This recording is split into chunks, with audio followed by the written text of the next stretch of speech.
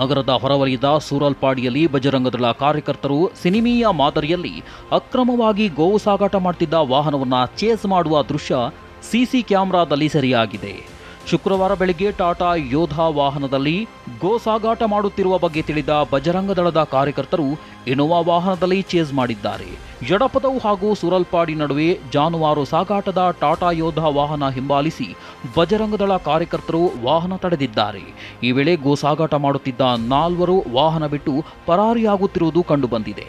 ಈ ವಾಹನದಲ್ಲಿ 20ಕ್ಕೂ ಅಧಿಕ ಜಾನುವಾರುಗಳನ್ನು ಹಿಂಸಾತ್ಮಕವಾಗಿ ತಲೆ ಕೆಳಗಾಗಿಸಿ ಗೋಸಾಗಾಟ ಮಾಡುತ್ತಿರುವುದು ಕಂಡುಬಂದಿದೆ.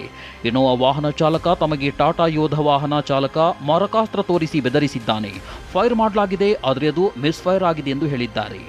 ಆದರೆ ಘಟನಾ ಸ್ಥಳದಲ್ಲಿ ಪೊಲೀಸರು ಪರಿಶೀಲನೆ ನಡೆಸಿದಾಗ ಬಂದೂಕು ಬಳಕೆಯ ಯಾವುದೇ ಪುರಾವೆಗಳು ಕಂಡುಬಂದಿಲ್ಲ. ಇನೋವಾ ವಾಹನಗಳು ಹೆಚ್ಚಿನ ಪರೀಕ್ಷೆಗೆ ಒಳಪಡಿಸಿದಾಗ ಗುಂಡಿನ ದಾಳಿಯ ಯಾವುದೇ ಲಕ್ಷಣಗಳು ಕಂಡುಬಂದಿಲ್ಲ. ಘಟನಾ ಸ್ಥಳದಲ್ಲಿರುವ ಸಿಸಿಟಿವಿ ಫೂಟೇಜ್ ಕೂಡ ಅಂತಹ ಯಾವುದೇ ಬಂದೂಕು ಬಳಸಿರುವುದನ್ನು ತೋರಿಸುವುದಿಲ್ಲ. ಆದರೆ ಟಾಟಾ ಯೋಧಾ ವಾಹನ ಇನೋವಾ ವಾಹನ ನಡುವೆ ಘರ್ಷಣೆಯಾದ ಚಿಹ್ನೆ ಕೂಡ ಕಂಡುಬಂದಿದೆ ಎಂದು ಪೊಲೀಸರು ಮಾಹಿತಿ ನೀಡಿದ್ದಾರೆ. ಈ ಬಗ್ಗೆ ಬಜ್ಪೆ ಠಾಣೆಯಲ್ಲಿ ಪ್ರಕರಣ ದಾಖಲಾಗಿದೆ.